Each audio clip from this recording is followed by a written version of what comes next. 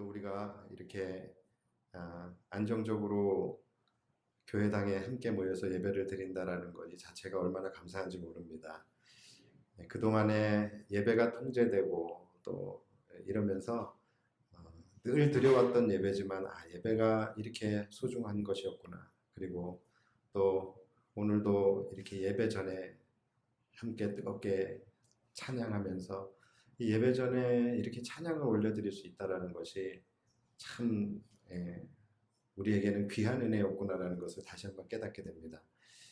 정말 바라기는 아직 다 온전하게 회복되지 않은 그런 예배들이 있어요. 수요 예배와 금요 성령 집회, 특별히 금요 성령 집회, 지금 우리 교회에는 너무나도 기도가 필요한 때인데 그래서 금요 성령 집회가 빨리 회복될 수 있도록 여러분들이 기도해 주시기를 부탁을 드리겠습니다.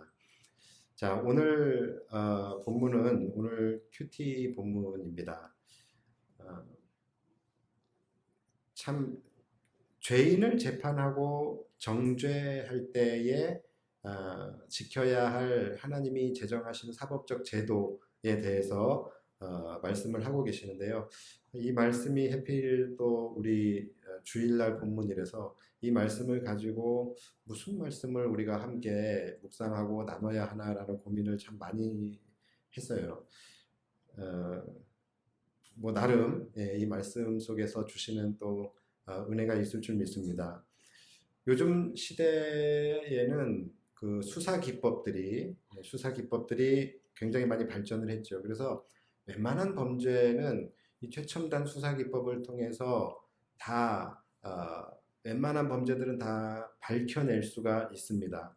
옛날에는 그렇지 않았어요. 옛날에는 증인들의 증언이 가장 결정적인 범죄의 유무를 가릴 수 있는 그런 결정적인 단서가 됐었어요. 그런데 요즘에는 여러 가지 과학 수사 기법들이 있죠. 그런 모든 것들이 동원돼서 굳이 증언이 없어도 현장에서 그때에 무슨 일이 어떻게 일어났는지를 상당 부분을 유추해낼 수가 있습니다. 교통사고도 마찬가지죠. 저 어릴 때만 해도 교통사고는 거의 이제 주변 증인들, 목격자들의 진술을 바탕으로 이제 수사가 이루어졌었는데 그러다 보니 예전에는 교통사고가 나면은 우기는 사람이 이겼죠. 그리고 목소리 큰 사람이 이겼습니다. 근데 요즘에는 그런 거 다 소용없습니다. 오히려 목소리 크면은 불리해집니다. 요즘에는 그런 것보다 바퀴 자국만 봐도 이게 어떻게 사고가 났는지를 알 수가 있어요. 그렇죠? 그리고 뭐 차량에 찍혀져 있는 마크라든지 아니면 차량의 파손 부위, 파손 형태 이런 것만 봐도 이 사고가 어떤 식으로 해서 어떻게 일어나게 되었는지, 그래서 누가 가해자고 누가 피해자인지 이런 것까지도 다 알 수가 있습니다. 더 나아가서 요즘에는 그런 것조차도 그냥 볼 필요 없어요. 요즘엔 다 뭐가 있죠? 블랙박스가 있어요. 그러니까 블랙박스 한번 보면 돼요. 다 그 안에 담겨져 있습니다. 요즘에는 뭐 동네에도 CCTV가 없는 데가 거의 없어요. 그렇죠? 그러니까 이 CCTV가 어떠한 일이 일어났을 때 특히 범죄 현장 같은 것들 그냥 고스란히 다 담아버려요. 그러니까 이거는 뭐 그냥 꼼짝 말하죠. 요즘에는 그만큼 발전되어 있어요. 그래서 범죄자들이 살아남기가 힘듭니다. 유전자 감식도 예전에야 뭐 이런 것들 상상이나 했겠습니까? 유전자가 뭔지도 잘 몰랐는데 그런데 지금은 이 유전자로 감식하는 기술도 우리나라가 거의 뭐 굉장하죠. 그래서 심지어 깍두기를 누가 베어 먹었는지까지도 알 수가 있어요. 그래서 실제적으로 그 전혀 단서가 없는 그런 살인 그 범죄의 현장에서 이 깍두기를 베어 먹은 그 안에 있는 이 유전자를 이 발굴해내 가지고서 범인을 잡은 적도 있지 않습니까? 대단한 세상인 것 같아요. 저도 이렇게 막 어떨 때 교회에서 막 바쁘게 이리저리 분주하게 이렇게 막 왔다 갔다 거리면서 일을 하다 보면은 나중에 내가 먹었던 커피가 어떤 커피인지 헷갈릴 때가 있어요. 커피들이 이렇게 있는데 이거 내가 먹던 커피가 어떤 건지 잘 모르겠는데 그래서 그냥 제일 많은 걸 먹죠. 제일 많은 걸 먹으면서도 이거 누구 집사님이 먹던 거 아니야? 하면서 이렇게 찝찝할 때가 좀 많은데 그럴 때도 어때요? 그냥 빨대만 뽑아서 국가수에 보내면 돼요. 그러면은 누가 먹은 건지 이게 다 나와요. 참 우리 좋은 세상에 살고 있습니다. 이만큼 이 범죄의 사각지대라는 것이 점점 사라지고 있어요. 자, 그렇다면 이만큼 이 법이 굉장히 치밀하고 촘촘하게 이 범죄에 대한 방어막을 계속해서 이제 치쳐가고 있어요. 이러고 있다면 다행히 이제 그로 인해서 나타나는 결과는 뭐예요? 이 땅의 범죄가 점점 사라져 가야 되는 거예요. 그만큼 범죄가 발 디딜 틈이 없어지는 것이기 때문에 범죄가 그만큼 사라져 가야 되는 것이고 우리가 그렇게 원하는 이 땅의 정의 사회 구현이 이루어져야 되는 거예요. 그런데 실제로는 그런가요? 그렇지 않은 것 같아요. 이상하게 여전히 범죄는 계속해서 난무하고 있고 또 점점 더 오히려 범죄의 형태가 이 법망을 치밀하게 좁혀오는 법망을 피하기 위해서 점점 더 교묘하고 용의주도해지고 점점 더 악랄해지는 점점 더 지능적인 이렇게 되는 것 같습니다. 그래서 요즘에 이 범죄 기사들을 보면요. 야, 이 사람은 참 천재 같다. 이 머리를 좋은 데다 썼으면 얼마나 이 사회가 더 좋은 사회가 됐을까라는 생각이 들 정도로 이 범죄자들이 보통이 아닙니다. 이 법망을, 이 조여오는 법망을 피해가기 위해서 그들이 법 위에 있는 것 같아요. 그럴 정도로 전혀 범죄는 줄어들지 않아요. 여전히 범죄는 난무하고 있습니다. 참으로 이상하죠. 우리나라만 봐도요. 법을 얼마나 계속 만들어내는지 몰라요. 새로운 법들을 계속 만들어 무슨 사건만 일어나면 그것 때문에 이 국민들의 정서가 한번 확 들끓어오르게 되면은 거기에 관련된 법률들을 또 만들어내게 되죠. 그래서 무슨 사건만 나면은 법이 만들어져요. 이름을 붙여서 뭐 민식이법, 뭐 누구법 그러면서 계속해서 법들을 새로운 법들을 만들어내요. 그러면 이러한 법들이 새롭게 제정이 되고 그런 법들이 계속해서 구체화되어져 갈수록 구체화되어진 법들이 계속 만들어질수록 결국 뭐냐면은 이 국민들의 삶이 더 깊숙이 통제당하게 되는 거예요. 법이 많으면 많고 구체적이면 구체적일수록 우리들의 삶은 더 깊숙이 이제 통제당하게 되는 것입니다. 그래서 옛날에는 죄가 아니었던 것들이 새로운 법이 생기면서 이제는 죄가 되는 것들이 너무나도 많이 있어요. 옛날에는 이렇게 말 한마디를 하는 것이 그냥 별 문제가 아니었었는데 요즘에는 발언 하나가 굉장히 큰 문제가 되어질 수도 있다라는 것이죠. 말 한 번 잘못하면은 이 말을 가지고서 이제 이 뭐 시비를 걸 수 있는 것들이 굉장히 많아요. 뭐 이것은 성차별이다 또는 뭐 성소수자에 대한 그런 모욕이다 또는 어떤 집단에 대한 그러니까 정치인들도 굉장히 하기 힘들 것 같아요. 무슨 말 하나만 하면은 옛날에는 그냥 별 대수롭지 않게 이야기하고 받아들일 수 있는 그런 이야기들도 이제 어느 순간에 이제 그게 막말이 되어버리죠. 그렇죠? 예. 할 수 없는 그런 막말이 되어버려요. 그래서 이 설교자들도 앞으로 조심해야 돼요. 할 수 있는 말이 이제는 몇 마디가 없어요. 이제 뭐 차별금지법 이런 법들이 이제 또 생기게 되면은 목사들이 복음을 전하지 못하는 뭐 그런 정도까지 나아가게 돼요. 그러니까 이 법이 많다는 것은 글쎄요. 그게 좋은 건지는 잘 모르겠지만 어찌됐든 법이 많으면 많아질수록 우리들의 삶은 극히 제한되어져 버리게 됩니다. 통제되게 되는 거예요. 여러분 조심해서 살아야 합니다. 이제는 뭐 모르고 살다가는 아차 싶으면은 패가망신하게 될 수도 있는 거예요.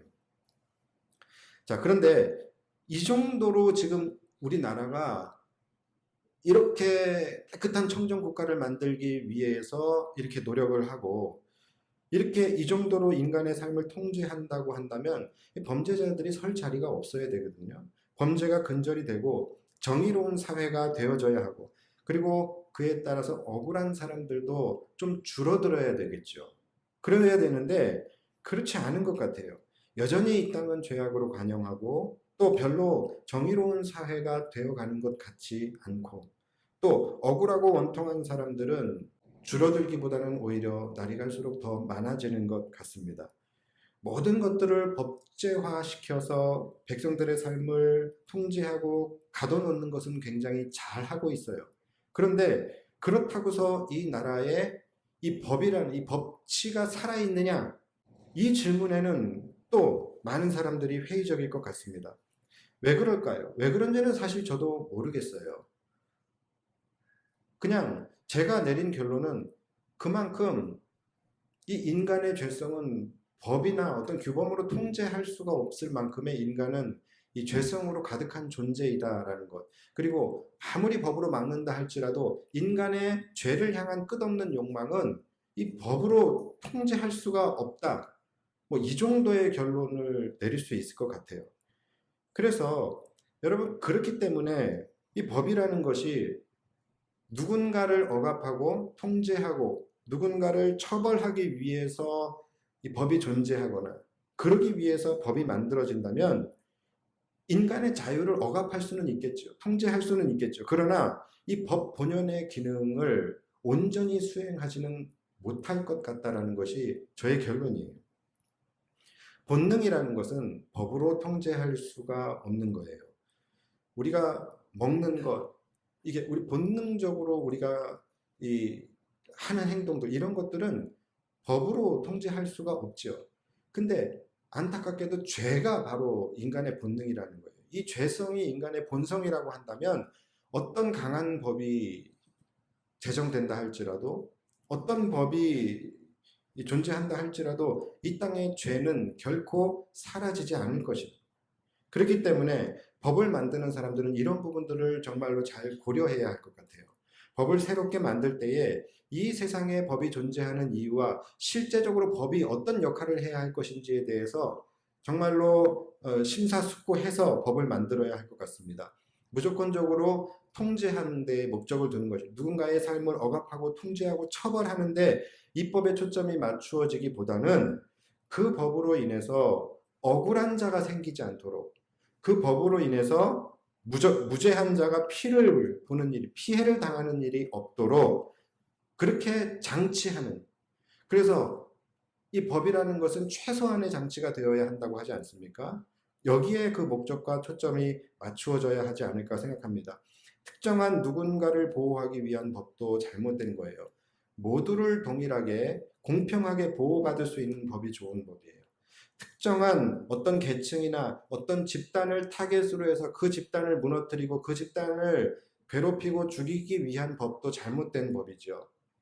모든 사람들이 함께 모든 사람이 상생할 수 있는 그러한 법이 좋은 법이에요. 그러니까 이 법으로 인해서 억울한 사람도 생겨서는 안 되는 것이죠. 그러니까 이 인간의 죄라는 본성을 법으로 통제할 수 없다면은 그래도 이 법이라는 것이 그 인간의 악한 본성을 최소한 이 견제시키고 그것을 그래도 이 최대한 피해를 줄일 수 있는 방법이 있다고 한다면 저는 그 법을 두려워하게 해야 한다는 것이죠. 두려워하게 해야 합니다. 누군가에게 피해를 주었을 때 그 피해를 준 만큼 또는 그 이상으로 내가 반드시 돌려받게 된다는 것을 인식할 때에 그때에 자기의 그 죄를 범하는 것에 대해서 그리고 여기에 대한 이 법을 두려워할 수 있게 되는 것이죠. 내가 준 피해는 누군가에게 준 피해는 70이에요. 그런데 여기에 대해서 내가 받는 처벌은 30이라고 한다면 그 법은 그렇게 실효성이 있는 법이 될 수가 없는 거예요. 왜냐하면 내가 70을 얻고 30을 준다라고 한다면 기꺼이 할 사람들이 이 세상에 많이 있어요. 그러니까 그런 것들로는 이 인간의 죄악된 본성을 통제하거나 견제할 수 있는 법의 장치가 되지 못한다는 것이죠. 그런 의미에서 우리는 오늘 본문에 나타난 하나님께서 제정하신 사법 제도가 있어요. 이 사법 제도가 무엇에 그 목적과 초점이 맞추어져 있는지 이것을 우리가 좀 함께 심도 있게 묵상해 볼 필요가 있을 것 같습니다. 자, 오늘 본문을 보면요. 사람을 재판하고 또 정죄하고 처벌하는 그런 절차에 대해서 말씀을 하고 있어요. 오늘 본문을 대충 보면은 재판의 절차를 말씀하시는 것 같기도 하고 또 어떤 징벌의 규정 같은 것들을 말씀하시는 부분도 함께 나와요. 그래서 얼핏 보면은 이게 굉장히 하나님께서 조금 뭐라 그럴까요?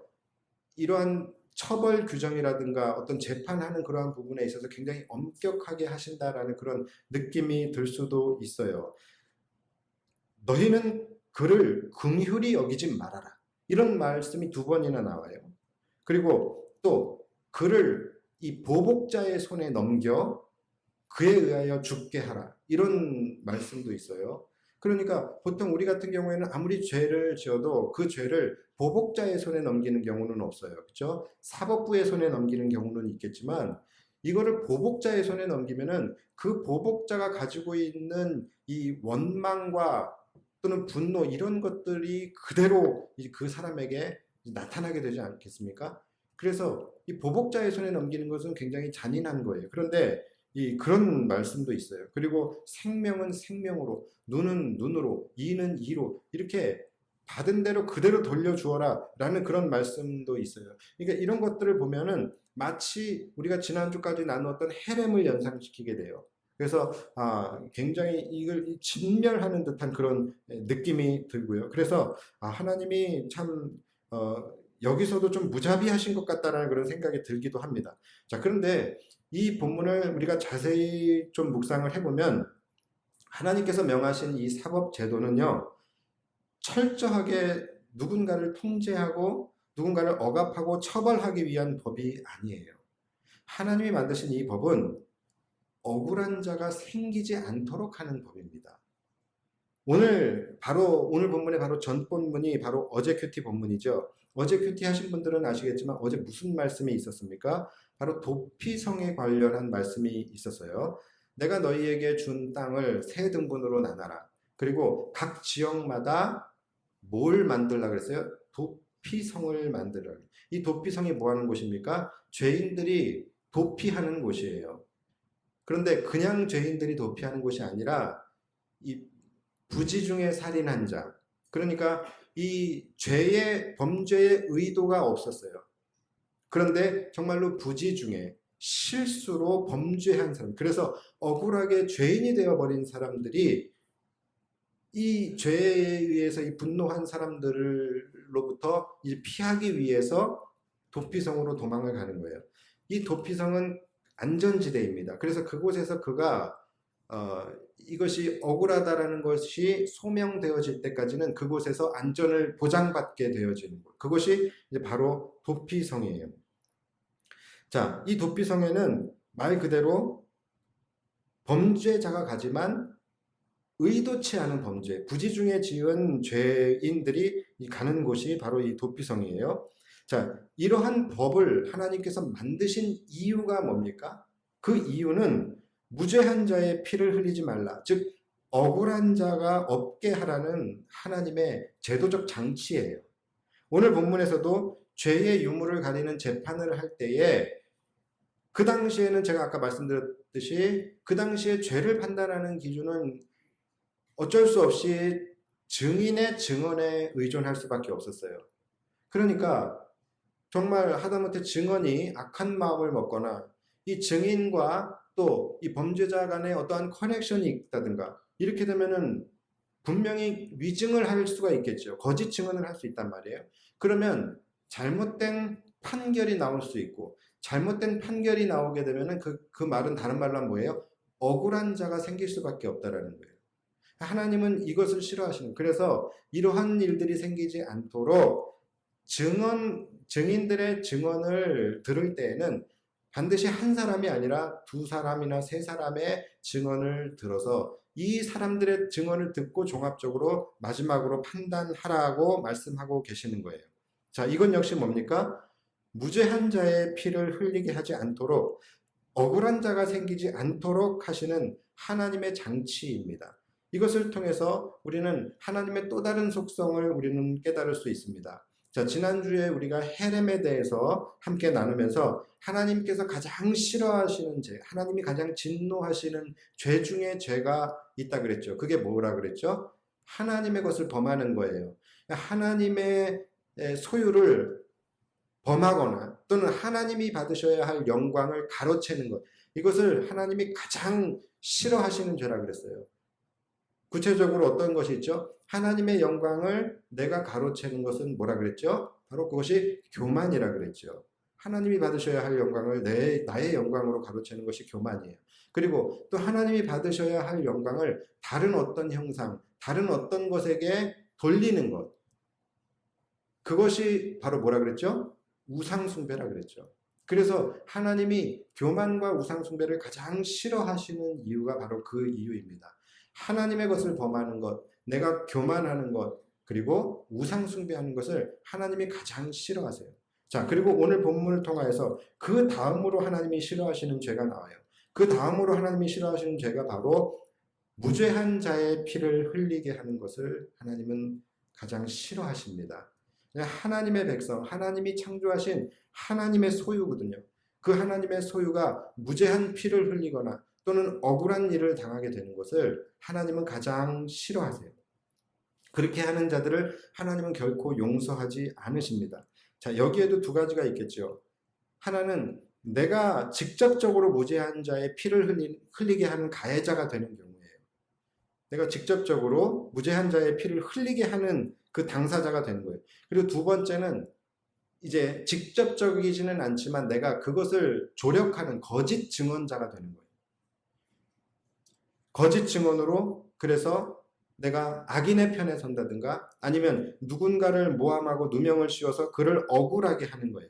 이런 자들에게 하나님께서 어떻게 하라고 오늘 본문에 명령하시냐면 한마디로 당한 그대로 그에게 돌려주라라는 거예요. 자, 어제 본문에서는 어떤 경우가 있었습니까? 누군가가 부지 중에 살인을 했을 때 도피성으로 도망가면 그 사람이 안전을 보장받을 수 있어요. 그런데 이런 경우가 있어요. 부지 중이 아니라 이 사람이 원한이 있어요. 그 사람을 미워하는 마음, 죽이고 싶은 마음이 있어요. 그래서 저 사람을 내가 죽여야겠다 계획하고 계획적인 살인을 저지른 사람이 있어요. 그런데 그렇게 해놓고 나서 마치 자기가 이게 부지 중에 실수로 사람을 죽인 것처럼 그가 도피성으로 도망을 갑니다. 도피성으로 도망가서 쏙 들어가 버려요. 자, 그 안은 시외법권입니다. 그 안에서는 그 누구도 건들 수가 없어요. 안전지대예요. 자, 어떻게 해야 합니까? 이 사람이 계획적인 살인을 저지르고서 마치 부지 중에 저지른 살인인 것처럼 도피성으로 들어가 버렸어요. 그럴 때는 어떻게 해야 합니까? 그 사람이 나올 때까지 밖에서 계속 기다리고 있어야 되나요? 그건 아니죠. 그래서 하나님이 어떻게 하라고 말씀하셨냐면 그럴 경우에는 장로들이 들어가서 붙잡아서 끌고 나와야 돼요.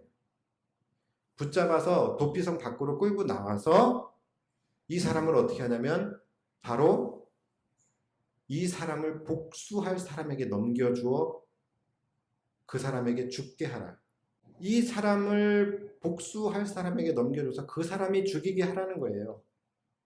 굉장히 잔인하죠. 그런데 이것이 그냥 단순히 이것이 잔인한 법이 아니라 하나님께서 왜 이렇게 하셨느냐? 그 이유는 뭡니까? 무죄한 자의 피를 흘린 죄는 결코 용서받을 수 없다는 거예요. 무죄한 자의 피를 흘리게 하고 무죄한 자를 억울하게 한 그 사람, 그 죄는 하나님께서 다스리시는 세상, 하나님께서 통치하시는 그 영역에서는 결코 있어서는 안 된다라는 것을 하나님은 말씀하고 계시는 거예요. 그래서 13절에 보면은 너는 그를 긍휼히 여기지 말아라. 그렇게라도 해서 무죄한 자의 피를 흘린 것에 대한 그 죄를 이스라엘에서 온전히 제거하라고 말씀하세요. 그리고 그럴 때에 내게 복이 있을 것이다. 복이 있을 것이다라고까지 말씀을 하십니다. 자, 여러분, 우리는 지금 이 말씀에 주목할 필요가 있습니다. 많은 분들이 이 교회에 대해서 생각을 할 때에, 그리고 또 목회자에 대해서 생각을 할 때에, 기독교에 대해서 생각을 할 때에, 무조건적으로 교회는 사랑만이 존재해야 한다라고 생각을 해요. 용서만이 존재해야 된다라고 생각을 합니다. 죄에 대해서도요, 무조건적인 이해와 용서가 교회의 절대적 가치, 기독교의 절대적 가치라고 생각을 하시는 분들이 있는데요. 그것은 굉장한 착각입니다. 절대 그렇지 않습니다. 여러분, 용서와 이해는 하나님이 하시는 거예요. 우리가 해야 할 것은 뭐냐면 죄에 대한 올바른 조치입니다. 우리는 죄에 대한 올바른 조치를 해야 되는 거예요. 개인적으로는 하나님 앞에 그 죄를 해결해야 하는 거예요. 그리고 교회에서는 그 죄가 이 교회 안에, 이 교회 공동체 안에 존재하지 못하도록, 허용되어지지 못하도록 반드시 조치를 취해야 되는 거예요. 그래서 교회에는 엄연히 교회법의 권징이라는 것이 있습니다. 다른 말로 하면 징계예요. 여기에 뭐 면직도 있고 출교도 있고, 이것이 뭐냐면 사람들을, 성도들을 괴롭게 하고 성도들을 통제하고 그들을 처벌하기 위한 법이 아니라 하나님의 교회를 온전하고 거룩하게 지키기 위해서 존재하는 거예요. 그러기 위해서 교회는 반드시 이 죄에 대하여 조치를 취해야 되는 것입니다. 무조건적인 사랑과 이해로 다 받아주고 다 허용해 주는 것이 교회가 아니라는 거예요. 죄에 대해서는 오늘 하나님께서 우리에게 보여주신 그 하나님의 모습처럼 철저하게 배척할 수 있어야 되는 것이 바로 교회예요. 제가 언젠가 한번 말씀드린 적이 있었는데, 제가 우리 영광교회 처음 부임하고 나서 얼마 되지 않았을 때에 어떤 분이 저에게 이제 와서 상담을 하시면서 상담 끝에 이런 말씀을 하시더라고요. 본인의 지금 하고 있는 일이 굉장히 바쁘다고 그래요. 그래서 뭐 밤낮 없고 또 뭐 평일 주말이 없다고 해요. 그래서 일을 하다 보면은 주일날에 이제 주일 성수를 못할 때도 있으니까 목사님 이해를 좀 해주십시오라고 그렇게 이야기를 해요. 이해를 해달라는데 제가 어떻게 합니까? 이해 못합니다. 그럴 수도 없는 거잖아요. 그리고 또 듣고 보니까 또 이해가 돼요. 그래서 그냥 이해를 했어요. 예, 알겠습니다. 그러나 그래도 꼭 주일 성수를 할 수 있는 그런 상황이 되도록 제가 기도하겠습니다. 이제 그렇게 하고서 이제 보냈습니다. 그리고서 이제 제가 그날 이제 하나님께 기도하다가 등짝 스매시를 한 대 그냥 얻어맞았어요. 근데 깜짝 놀랐어요, 정말. 기도하는데 하나님이 강력하게 그 마음을 주시는 거예요. 야, 영광교회가 네 교회냐? 영광교회는 내 교회야. 내가 이해하지 못했는데 왜 네가 이해하냐? 내가 용서하지 않았는데 왜 네가 용서하냐? 영광교회는 하나님의 교회이고 하나님의 거룩함이 온전히 유지되어져야 하는 교회인데, 이 교회의 거룩함은 주일 성수하는 모든 성도들의 믿음과 그들이 모여 함께 드려지는 예배를 통하여 이 거룩함이 유지되는데, 왜 네 맘대로 내가 이해하지 않은 것을 네가 이해하고 내가 허락하지 않은 것을 네가 허락하는? 제가 그러고 나서 내가 정말로 잘못했구나. 내가 목회자라고 한다면, 내가 저 영혼을 끝까지 하나님 나라로 인도해야 하는 사람이라고 한다면 내가 이해를 하지 말고 그래도 주일 성수 하십시오라고 이야기를 했어야 하는데 제가 후회를 많이 했습니다. 앞으로 여러분들 저한테 그런 이해를 구하지 마십시오. 왜냐하면 사실은 지금도 자신이 없어요. 지금도 저한테 여러분들이 개인적으로 와서 이런 사정 때문에 예배 못 드릴 것 같습니다. 이해 좀 해주십시오라 그러면 이해 못합니다라는 말을 제가 제 성격상, 제가 워낙에 착하다 보니까 제 성격상 못할 것 같아요. 그러니까 저를 괴롭게 하지 말고 그런 거는 저한테 물어보지 마세요. 그냥 여러분들과 하나님 앞에서 기도하시면서 해결을 하시는데 저한테 물어보셔봤자 저는 그것을 이해하지 않을 겁니다. 이것이 하나님이 원하시는 길이니까. 그래서 하나님이 용납하지 않고 온전히 제거하시기를 명하시는 그런 죄악들이 존재한다라는 거예요. 그것들은 교회 안에 있으면 안 되는 거예요. 교회가 사랑이랑 또 이해라는 명목하에 그런 것들을 교회 안으로 허용을 해서는 절대로 안 되는 거예요. 이 교회는 우리가 이해하는 교회가 아니에요. 이해와 용서는 하나님이 하시는 것이고 하나님이 허락하지 않는 범죄는 우리도 그것을 대적하고 배척하고 이 교회 안에서 도려낼 수 있어야 되는 것이죠. 오늘 본문 10절 보면요. 하나님이 뭐라고 말씀하시면 내 하나님 여호와께서 내게 기업으로 주시는 땅에서 무죄한 피를 흘리지 말라. 무죄한 피를 흘리지 말아야 하는데 분명하게 어떤 영역을 지정하셨죠. 내가 기업으로 주시는 땅에서. 그러니까 한마디로 말하면 뭡니까? 내 땅에서 무죄한 피가 흘리게 되는 일은 없게 하라라는 거예요. 하나님이 통치하시는 그 땅은 거룩한 땅이고 그렇기 때문에 그 땅 안에서 무죄한 자의 핏소리가 내게 들리는 것을 나는 허용하지 않겠다라고 말씀하시는 겁니다. 13절도 보세요. 내 눈이 그를 긍휼히 여기지 말고. 그러니까 이 긍휼히 여기고 안 여기고는 하나님의 영역이지 너희가 해야 할 것은 이 죄에 대해서 긍휼히 여기지 말고 무죄한 피를 흘린 죄를 이스라엘에서 제하라. 그리할 때에 내게 복이 있으리라. 이렇게 말씀을 하고 계시는 거예요. 무죄한 피를 흘린 죄를 여기도 영역을 정해 놓으셨죠. 어디서 제거해버리라? 내가 택하여 다스리신 이스라엘에서 이스라엘 회중, 이스라엘 공동체 안에서 이러한 범죄가 허용되지 않도록 그것을 도려내고 제거해버리라고 말씀하고 계십니다. 그러니까 하나님이 통치하시는 영역 안에서 그런 죄는 일어나서는 안 되는 거예요. 반드시 그 죄의 뿌리를 그 땅에서 온전히 드러내라는 것이죠. 그럴 때에 내게 복이 있을 것이다. 여러분 우리가 이 말씀을 간과해서는 안 돼요. 우리가 하나님의 은혜를 날마다 구하고 복 받기를 원해요. 그런데 우리는 항상 하나님께 복을 받기 위해서 하나님께 은혜 받기 위해서 뭔가를 하려고 합니다. 뭔가 나의 선행을 쌓으려고 해요. 뭔가 내 지금 이 삶에서 뭔가를 하나님이 기뻐하시는 것을 더 하려고 해요. 그런데 여러분 우리가 선함을 통해서 우리가 하나님의 은혜를 입는다라는 것은요 거의 불가능합니다. 우리는 선한 것이 없는 존재예요.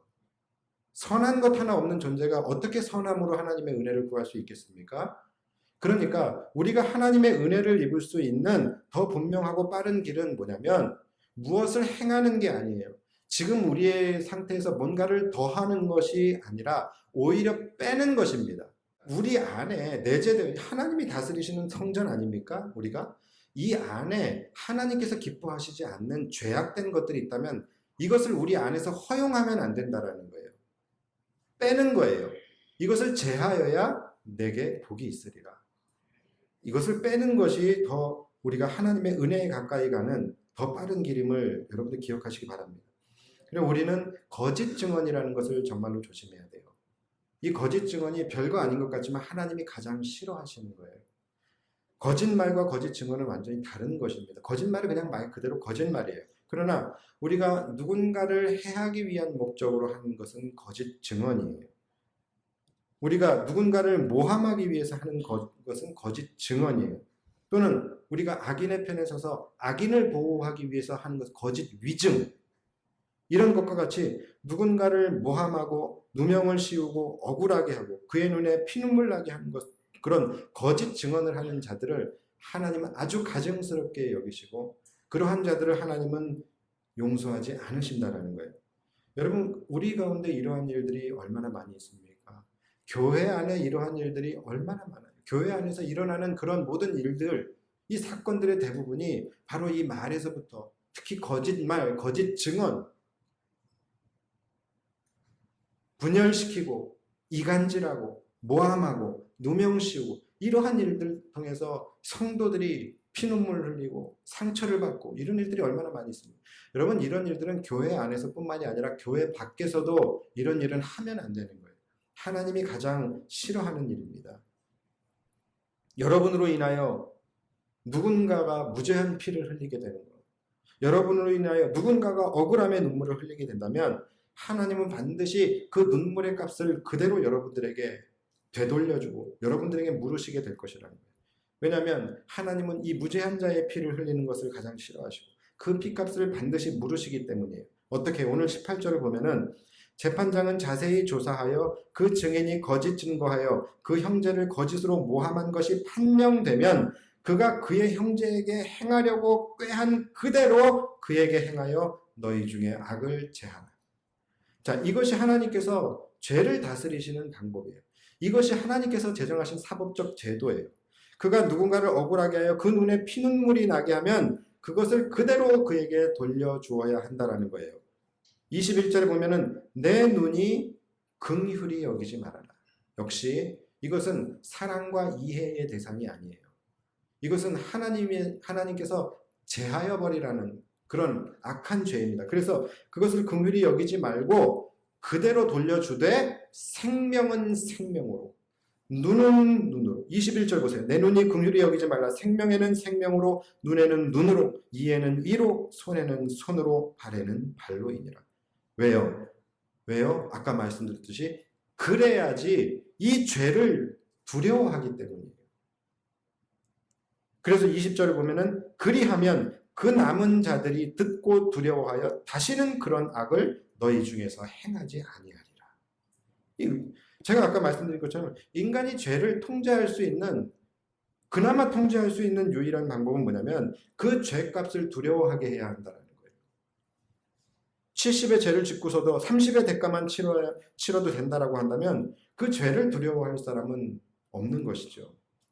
뿌린 대로 거두는 것, 이것이 하나님의 질서예요. 하나님이 통치하시는 방법이에요. 실제로 성경에 그런 일이 있었죠. 아합 왕 때의 일. 아합 왕이 아주 악한 왕이죠. 그가 동네를 이렇게 거닐고 있는데 저기 이 포도원이 하나가 있는데 그 포도원을 보니까 그 포도원에 유독 아주 그냥 좋은 품질의 그 포도 있죠. 씨 없는 포도도 막 나고 막 이렇게 나는 거예요. 그 포도밭이 갖고 싶은 거예요. 그래서 이 아합 왕이 그 포도원의 주인이 누구냐 그랬더니 나봇이라는 사람이래요. 그래서 이 사람이 동네 안에서 우리 서로 밭을 좀 교환합시다. 이렇게 이 당근마켓에 이것을 올렸어요. 교환하자. 나봇에게 나도 밭이 있고 너도 밭이 있으니까 교환하자. 그랬더니 나봇이 거절을 합니다. 싫어요. 그러니까 아합이 왕인데 삐져버려요. 그래서 삐져가지고서 왕궁으로 돌아가가지고서 그가 침대에 누워버립니다. 그리고서 고개를 돌리고서 밥도 안 먹고 그 밥 안 바꿔줬다고 그러고 있어요. 그러니까 이 아내 이세벨이 와가지고서 이세벨 또 악녀 아닙니까? 이 여자가 또 와가지고서 왜 이렇게 또 근심하고 계십니까? 그러니까 아합이 또 쫄래쫄래 이 나봇을 이세벨에게 꼬나바칩니다. 내가 그거 바꾸자 그랬는데 왕이 그것도 얘기하는데 그것도 듣지 않고서 거절했다고. 그러니까 이세벨이 아합에게 이제 비꼬죠. 그래가지고서 어디 왕이나 해먹겠습니까? 놔둬봐요. 내가 할 테니까. 그리고서 이세벨이 일을 만들죠. 어떻게 만듭니까? 이 나봇 지역의 나봇 성에 있는 지도자들에게 편지를 써서 보내요. 뭐라고 편지를 쓰냐면 당신은 금식일을 선포하고 그 지역 사람들을 다 모으십시오. 그리고서 나봇을 가장 높은 곳에 앉히십시오. 그리고 나서 건달들 2명을 데려다가 불량배 2명을 데려다가 거짓 증언을 하게 하는 거예요. 뭐라고 거짓 증언을 하냐면 저 나봇이 왕과 하나님을 저주하고 모욕했다. 이렇게 거짓 증언을 하라는 거예요. 왜 한 사람이 아니에요? 한 사람으로 하면은 이게 인정이 안 되잖아요. 그러니까 2사람을 이 건달들 2명을 데려다가 이 2사람의 입을 통해서 증언하게 하라는 거예요. 그래서 실제로 이들이 이제 그렇게 했어요. 그래서 나봇이 그냥 꼼짝없이 이들의 거짓 증언에 의해서 하나님을 저주하고 왕을 저주한 사람이 반역자가 되어버린 거예요. 그래서 성 밖으로 끌고 나가서 그를 돌로 쳐 죽이게 됩니다. 그렇게 해서 나봇의 밭을 빼앗아 버려요. 이런 일이 있어요. 그러니까 하나님께서 그것을 보고 엘리야를 통해서 뭐라고 말씀을 하시냐면은, 네가 나봇을 죽이고 나봇의 포도원을 빼앗았느냐? 여호와의 말씀이 개들이 나봇의 피를 핥은 그곳에서 개들이 너의 피도 핥으리라 하였다. 그러니까 생명은 생명으로, 눈은 눈으로, 개들이 나봇의 피를 핥은 그곳에서 개들이 너의 몸도 핥게 될 것이다. 그리고 그 예언은 그대로 이루어지죠. 이세벨 처참하게 죽고 개들이 그의 몸을 핥은 그런 일들이, 사건이 일어나게 되죠. 거짓으로 누군가를 모함하고 거짓으로 이간질하고 그를 억울하게 해서 무죄한 자의 피를 흘리고 그의 눈에 눈물이 나게 하는 것은 하나님이 절대로 용서치 않으십니다. 하나님은 죄 없이 흘리는 그분의 백성의 눈물을 결코 좌시하시는 분이 아니시라는 거예요. 마지막으로 이 말씀을 이제 이 시대 우리에게 적용하고 마치겠습니다. 하나님께서 거짓 선지자들을 아주 악하게 보시는 것, 성경을 통해서 우리는 알 수 있어요. 그 이유가 바로 이 이유예요. 이들이 거짓 증언하고 거짓 선지자 역할을 하는 것이 뭐냐면, 결국은 하나님의 백성들의 영혼에 무죄한 피를 흘리게 하기 때문이에요. 하나님의 백성들을 영생에서 떨어뜨리는, 그들의 영혼에 무죄한 피를 흘리게 하는 자들이 바로 이 거짓 선지자들. 우리가 지금 이 땅에서 이단과 거짓 선지자들을 가장 경계하고 이들을 가장 악한 자들로 우리가 규정하는 이유 역시도 마찬가지예요. 그들이 바로 우리들, 하나님의 통치를 하나님의 백성들의 영혼을 붙잡아서 그들의 무죄한 피를 흘려 영생으로 나아가지 못하게 하는 그런 자들이기 때문입니다. 그래서 먼저는 우리가 그러한 희생양이 되어서는 안 되는 거겠죠. 우리가 그들의 희생양이 되어서 우리가 그들에 의해서 무죄한 피를 흘리게 되는 자들이 되지 않게 되기를 주님의 이름으로 간절히 축원합니다. 그리고 두 번째는 우리가 거짓 증인이 되어서 안 되겠죠. 우리가 거짓 증인이 되어서 우리로 인해서 거룩한 하나님의 백성들이 실족을 하거나 그들이 무죄한 피를 흘려서 그들이 구원에 이르지 못하게 되어지는 그러한 일들이 있어서는 결코 안 되겠죠. 여러분, 거짓 증언 조심하십시오. 그거 결코 가벼운 죄가 아닙니다. 절대로 여러분들의 동역자들을 모함하거나 이간질하거나 그렇게 해서 그 누구도 여러분 때문에 실족하게 되고 그 누구도 여러분 때문에 억울함의 눈물을 흘려 그 눈물의 핏소리가 하나님께 상달되고 하나님께 탄원되어지는 일이 결코 있어서는 안 되는 것입니다. 하나님 그것을 좌시하지 않으십니다. 그리고 이것을 조금 더 확장된 의미로 말씀을 드리자면, 우리 모두는 까딱 잘못하면 거짓 증인들이 될 수가 있습니다. 왜냐하면 우리는 이미 모든 것을 알고 있는 복음의 참 증인들이기 때문이에요. 바로 우리를 위해서 예수 그리스도께서 십자가에 달려 죽으시고 그 십자가의 죽으심으로 인하여서 우리가 죽음에서 생명으로, 영원한 멸망에서 영생으로 옮겨졌다는 것에 대한 우리는 복음의 참 증인들 아닙니까? 그렇다고 한다면 우리가 이 땅에서 증언해야 할 것은 이것에 대한 분명한 복음의 참된 증인이 되어줘야 된다는 거예요. 이것을 우리가 왜곡되게 전하거나 또는 전하지 않거나 전하는 것을 게을리하거나 그것은 거짓 증인이나 다름없는 거예요.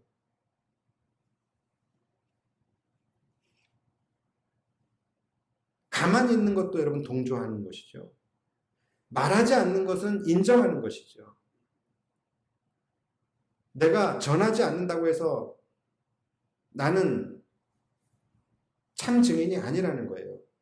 내가 전해야 할 때에 전하지 않고 내가 변증해야 할 때에 변증하지 않고 내가 하나님의 영광을 나타내야 할 때 나타내지 않고 증언하지 않는다고 한다면 그것은 거짓 증인인 것이죠.